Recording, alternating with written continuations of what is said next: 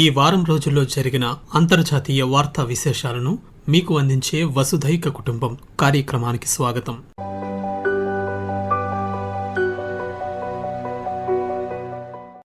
పశ్చిమాసియాలో ఉద్రిక్త పరిస్థితులు రోజురోజుకు మరింత తీవ్ర రూపం దాల్చుతున్నాయి.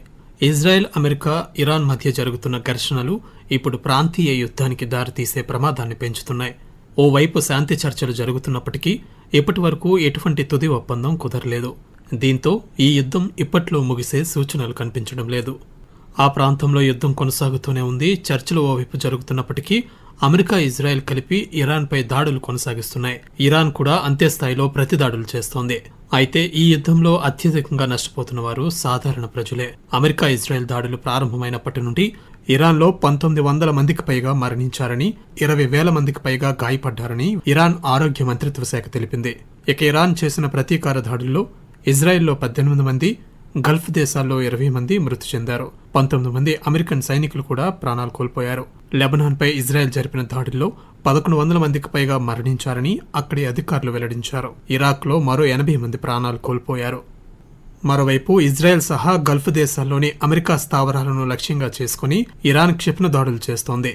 ఈ దాడుల్లో బహ్రెయిన్లోని అమెరికా పేట్రియాట్ వైమానిక రక్షణ వ్యవస్థ పూర్తిగా ధ్వంసమైనట్లు తెలిపింది. అలాగే కువైట్ అంతర్జాతీయ విమానాశ్రయం లక్ష్యంగా కూడా ఇరాన్ డ్రోన్ దాడులు జరిపింది.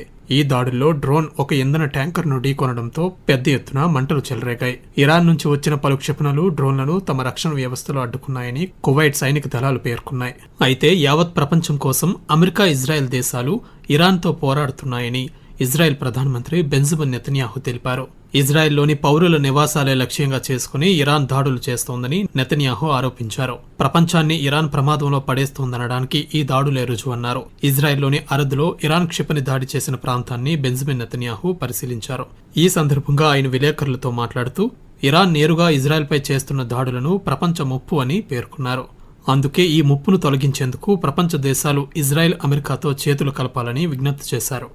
పశ్చిమాసియాలో కొనసాగుతున్న ఉద్రిక్తతల నేపథ్యంలో అమెరికా అధ్యక్షుడు డొనాల్డ్ ట్రంప్ నాయకత్వంలోని ప్రభుత్వం ఇరాన్కు 15 పాయింట్లతో కాల్పుల విరమణ ప్రతిపాదనలను మధ్యవర్తుల ద్వారా పంపించింది. ఇరాన్ తన ప్రస్తుత అణు సామర్థ్యాన్ని పూర్తిగా రద్దు చేయాలని, భవిష్యత్తులో అణు ఆయుధాలు తయారు చేయబోమని హామీ ఇవ్వాలని, ఇరాన్ భూభాగంలో యురేనియం శుద్ధి చేయకూడదన్న అంశాలతో కూడిన ప్రతిపాదనలను పంపింది. అయితే అమెరికా రక్షణ శాఖ అయిన పెంటగాన్ మాత్రం తన సైనిక చర్యలను కొనసాగిస్తూనే ఉంది. ఇప్పటికే పశ్చిమాసియాలో 50,000 మంది అమెరికా సైనికులు ఉండగా వీరికి అదనంగా మరో 10,000 మంది సైనికులను ఆ ప్రాంతంలో మోహరించేందుకు సన్నాహాలు జరుపుతోంది. పశ్చిమాసియాలో ఘర్షణలను ముగించే లక్ష్యంతో అమెరికా చేసిన శాంతి ప్రతిపాదనలను ఇరాన్ తిరస్కరించింది. యుద్ధ విరమణ అనేది ఇరాన్ సొంత నిబంధనలు, కాలపరిమితి మేరకే జరుగుతుందని స్పష్టం చేసింది. ఈ మేరకు ఇరాన్కు చెందిన సీనియర్ భద్రతాధికారి బుధవారం ఆ దేశ ప్రభుత్వ వార్తా సంస్థ ప్రెస్ టీవీలో కీలక వ్యాఖ్యలు చేశారు. తాము నిర్ణయించుకున్నప్పుడు, తమ షరతులు, డిమాండ్లు నెరవేరినప్పుడు మాత్రమే యుద్ధాన్ని ముగిస్తామని, అప్పటి వరకు శత్రువులపై తమ లక్ష్యాలను కొనసాగిస్తూనే ఉంటామని పేర్కొన్నారు. అమెరికా వివిధ దౌత్య మార్గాల ద్వారా చర్చలు జరుపుతోందని, అయితే యుద్ధ రంగంలో అమెరికా వైఫల్యం చెందిందనే వాస్తవాన్ని దాచిపెట్టి సంబంధం లేని ప్రతిపాదనలను ముందుకు తెస్తోందని పేర్కొన్నారు. యుద్ధాన్ని ముగించాలంటే తాము విధించే ఈ 5 నిర్దిష్ట షరతులను అంగీకరించాల్సిందేనని స్పష్టం చేశారు.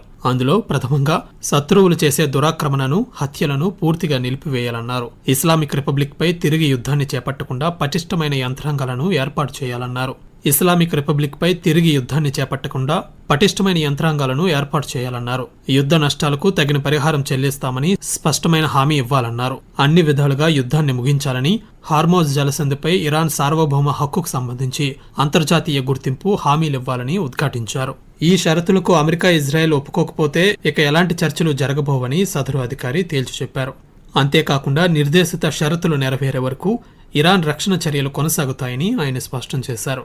అలాగే పశ్చిమాసియా సంక్షోభంలో చర్చనీయాంశమైన హార్మోజ్ జలసంధిపై ఇరాన్ కీలక వ్యాఖ్యలు చేసింది. శత్రుత్వం లేని నౌకల ప్రయాణానికి అనుమతినిస్తామని ప్రకటించింది. అయితే ఈ అనుమతి కొన్ని కఠిన షరతులతోనే వర్తిస్తుందని స్పష్టం చేసింది. ఇరాన్పై దాడులకు మద్దతు ఇవ్వని దేశాలు, భద్రతా నియమాలను పాటించే నౌకలకు మాత్రమే అనుమతి ఉంటుందని, అది కూడా ముందస్తు అనుమతితో హార్మోజ్ జలసంధి గుండా సురక్షితంగా ప్రయాణించవచ్చని ఇరాన్ తెలిపింది. అంతకుముందు ఐక్యరాజ్య సమితి secretary general Antonio Guterres Hormuz జలమార్గాన్ని తెరవాలని పిలుపునిచ్చారు. హార్మోజ్ మార్గం దీర్ఘకాలంగా మూసివేయడం వల్ల చమురు, సహజవాయువు, ఎరువుల రవాణా తీవ్రంగా ప్రభావితమవుతోందని, ఇది ప్రపంచ వ్యవసాయంపై తీవ్ర ప్రభావం చూపుతోందన్నారు. ఆయన విజ్ఞప్తి మేరకు ఈ జలసంధి ద్వారా భారత్ సహా మిత్రదేశాల నౌకల రాకపోకలకు అనుమతినిచ్చామని ఇరాన్ వెల్లడించింది. అయితే హార్మోజ్ జలసంధి ద్వారా ప్రయాణించే నౌకలపై ఇరాన్ టోల్ విధానాన్ని ప్రవేశపెడుతోందన్న వార్తలను భారత్ తోసిపుచ్చింది. అవన్నీ నిరాధారమైనవని పేర్కొంది. ఈ కీలకమైన సముద్ర మార్గం నౌకాయాన స్వేచ్ఛను నిర్ధారించే అంతర్జాతీయ ఒప్పందాల పరిధిలో ఉందని భారత విదేశీ వ్యవహారాల శాఖ అధికార ప్రతినిధి రణధీర్ జైస్వాల్ స్పష్టం చేశారు. ఎల్పీజీ తీసుకువస్తున్న పలు నౌకలు ఇప్పటికే హార్మోజ్ జలసంధిని దాటి భారతదేశానికి సురక్షితంగా చేరుకున్నాయని వెల్లడించారు. We have kept you informed of the Indian ships which have so far crossed the Strait of Hormuz. We've had 4 ships. They were laden with LPG. They have arrived in India. They safely crossed the Strait of Hormuz few days back. We continue to be in touch with all concerned countries for the safe transit of our ships to meet our energy requirements.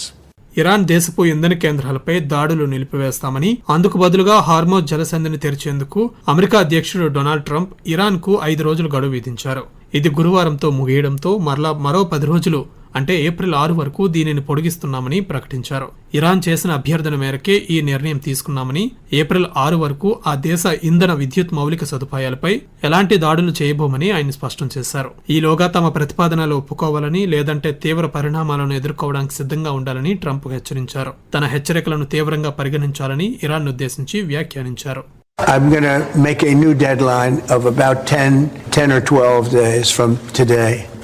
There's no reason in waiting. There's no reason in waiting. It's 50 days. I want to be generous, but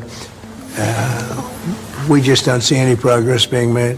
They now have the chance, that is Iran, to permanently abandon their nuclear ambitions and to chart a new path forward.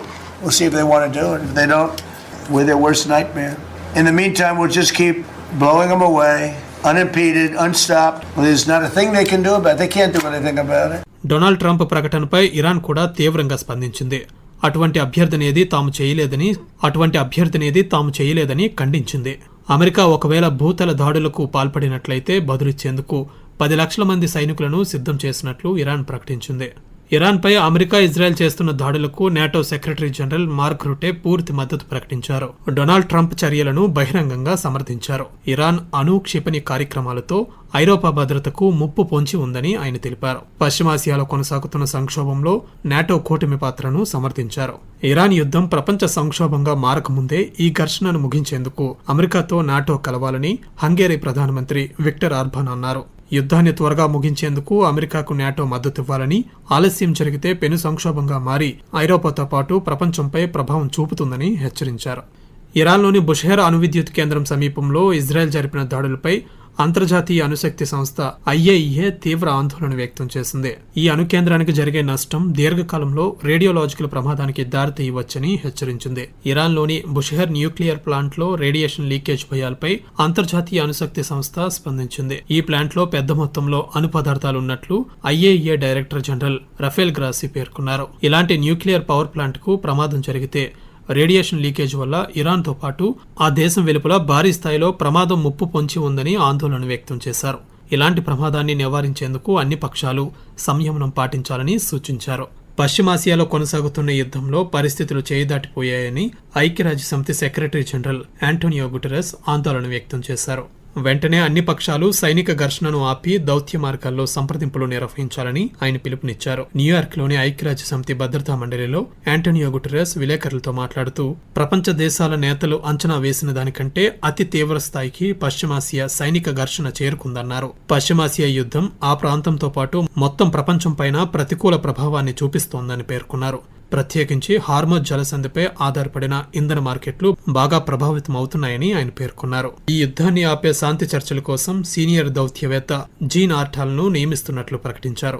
I have just appointed Jean Arnaud as my personal envoy to lead the UN efforts on the conflict and its consequences. My message to the United States and Israel is that it is high time to end the war as human suffering deepens, civilian casualties mount, and the global economic impact is increasingly devastating. And my message to Iran is to stop attacking their neighbors that are not parties to the conflict. Security Council has condemned these attacks and demanded that they end. Bharat పొరుగు దేశమైన నేపాల్ నూతన ప్రధానమంత్రిగా బాలేందర్ షా నిన్న బాధ్యతలు చేపట్టారు. అతి చిన్న వయసులో ఆ దేశ ప్రధానమంత్రిగా బాధ్యతలు చేపట్టిన తొలి వ్యక్తిగా బాలేందర్ షా చరిత్ర సృష్టించారు. రాజ్యాంగంలోని ఆర్టికల్ 76(1) ప్రకారం బాలేందర్ షాను ఆ పదవిలో నియమించినట్లు నేపాల్ అధ్యక్షుడు రామచంద్ర పౌడెల్ కార్యాలయం ఒక ప్రకటనలో తెలిపింది. ఇటీవల జరిగిన నేపాల్ పార్లమెంట్ ఎన్నికల్లో బాలేందర్ షాకు చెందిన ఆర్ఎస్పీ పార్టీ దాదాపు 3/2 మెజారిటీతో ఘన విజయం సాధించింది. బంగ్లాదేశ్లో బుధవారం జరిగిన బస్సు ప్రమాదంలో 24 మంది ప్రాణాలు కోల్పోయారు. రాజ్బారి జిల్లాలోని దౌలత్ డియా వద్ద ఫెర్రీ ఎక్కే ప్రయత్నంలో ఓ బస్సు పద్మా నదిలో పడిపోయింది. ఇది ఢాకా నుంచి సుమారు 100 కిలోమీటర్ల దూరంలో ఉంది. ఫెర్రీ వద్దకు చేరుకునే సమయంలో బస్సు నియంత్రణ కోల్పోయి ఓ వైపుకు ఒరిగి సుమారు 30 అడుగుల లోతులో నదిలో మునిగిపోయిందని పోలీసులు తెలిపారు. ప్రమాద సమయంలో బస్సులో 40 మంది ప్రయాణికులున్నారు. కొలంబియాలో చోటు చేసుకున్న సైనిక విమాన ప్రమాదంలో 66 మంది ప్రాణాలు కోల్పోయారు. దక్షిణ అమెజాన్ ప్రాంతంలో సోమవారం 125 మందితో వెళ్తున్న కొలంబియా వైమానిక దళానికి చెందిన విమానం టేకాఫ్ అయిన కొద్దిసేపటికే కుప్పకూలింది. మిగిలిన వారి ఆచూకీ ఇంకా తెలియాల్సి ఉంది. అధికారులు తెలిపిన వివరాల ప్రకారం పెరూ సరిహద్దులో ఉన్న ప్యూర్టో లెగుజామో పట్టణం నుంచి బయలుదేరిన లాక్హీడ్ మార్టిన్ హెర్క్యులస్ C-130 విమానం ఈ ప్రమాదానికి గురైంది. విమాన ప్రమాదంపై దిగ్భ్రాంతి వ్యక్తం చేసిన కొలంబియా ప్రభుత్వం ఈ దుర్ఘటనపై దర్యాప్తు చేపట్టింది. యుక్రెయిన్ పై రష్యా బుధవారం భారీ దాడులు చేసింది. కేవలం 24 గంటల వ్యవధిలోనే 100కు పైగా డ్రోన్లను ప్రయోగించింది. యుక్రెయిన్లోని 650కి పైగా ప్రాంతాలను రష్యా లక్ష్యంగా చేసుకున్నట్లు యుక్రెయిన్ అధ్యక్షుడు జెలెన్స్కీ వెల్లడించారు. పలు ప్రాంతాల్లో క్షిపణి దాడులు కూడా జరిగాయని, ఈ దాడుల్లో 3 ప్రాణాలు కోల్పోగా పదుల సంఖ్యలో ప్రజలు గాయాల పాలయ్యారని జెలెన్స్కీ తెలిపారు. రష్యా దాడులను తీవ్రతరం చేయడం చూస్తుంటే యుద్ధాన్ని ముగించాలనే ఉద్దేశం ఆ దేశ అధ్యక్షుడు వ్లాదిమిర్ పుతిన్కి లేదని స్పష్టమవుతోందన్నారు. ప్రపంచ దేశాలు రష్యాపై ఆంక్షలు విధించాలని పిలుపునిచ్చారు. ఫ్రాన్స్ వేదికగా G7 విదేశాంగ మంత్రుల సమావేశం గురు శుక్రవారాల్లో జరిగింది. ఈ సమావేశంలో భారత్ తరపున విదేశాంగ మంత్రి డాక్టర్ ఎస్ జయశంకర్ పాల్గొన్నారు. G7 దేశాలు ప్రపంచవ్యాప్తంగా శాంతి భద్రతలు, ఆర్థిక స్థిరత్వం, వాతావరణ మార్పులు వంటి ప్రధాన సమస్యలపై విధానాలను రూపొందిస్తాయి. ఈ సమావేశంలో భాగస్వామ్య దేశంగా భారత్ పాల్గొంది. G7 సమావేశంతో పాటు వివిధ దేశాల విదేశాంగ మంత్రులతో డాక్టర్ ఎస్ జయశంకర్ వేరువేరుగా సమావేశమయ్యారని, ఈ సమావేశంలో ప్రధానంగా పరస్పర ప్రయోజనాలతో పాటు ప్రాంతీయ భద్రత, అంతర్జాతీయ అంశాలపై చర్చలు జరిపారని విదేశీ వ్యవహారాల శాఖ అధికార ప్రతినిధి రణధీర్ జైస్వాల్ వెల్లడించారు. On the sidelines, he held several meetings with his counterparts from participating countries, where aside from bilateral ties, the leaders also discussed the ongoing developments in West Asia. He met with foreign ministers of France, Canada, South Korea, Japan, Brazil, UK, Germany and Ukraine. External Affairs Minister spoke at the G7 Foreign Ministers meeting session on global governance reform. This happened yesterday. He highlighted the urgency of UN Security Council reforms, streamlining peacekeeping operations and strengthening humanitarian supply chains. He specifically raised Global South's concerns about energy challenges, fertilizer supplies and food security. గత 2 రోజులుగా జరిగిన ఈ సమావేశంలో ముఖ్యంగా పశ్చిమాసియా సంక్షోభంపైనే ఆయా దేశాల విదేశాంగ మంత్రులు దృష్టి సారించారు. నౌకాశ్రయ మార్గాలు ప్రభావితమవడం, సరఫరా వ్యవస్థలు దెబ్బతినడం, అంతర్జాతీయ వ్యాపారంలో మందగమనం కనిపించడంతో వీటన్నిటినీ దృష్టిలో పెట్టుకుని శాంతి చర్చలకు మరిన్ని దేశాలు మధ్యవర్తిత్వం చేయాలని నిర్ణయించాయి.